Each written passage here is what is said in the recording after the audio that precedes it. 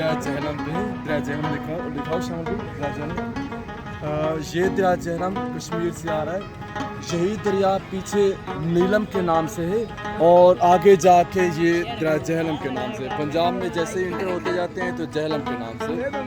ये जो मौसम चल रहा है ये जुलाई का है, आज 17 तारीख है। हालांकि जुलाई में दरिया बहुत पीक पे होते हैं, बहुत ज़बरदस्त पानी होता है, लेकिन इस मौसम में हम जो एक्सपेक्ट कर रहे थे उतना दरिया नहीं है, यानी कि पानी निस्बतन बहुत कम है। हमारी जो तवक्को थी उसकी निस्बत बहुत कम है और पानी यहाँ से मैला भी खासा है, यानी कि पानी इतना मज़े का नहीं बह रहा।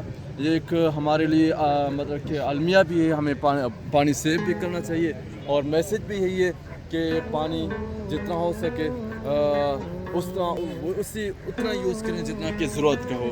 बाकी अल्हम्दुलिल्लाह एक खुशाब का एरिया खुशाब में है और एक ज़बरदस्त शाम दोस्तों के साथ और एक अच्छा मतलब कि हमारा एक टूर छोटा सा ट्रिप।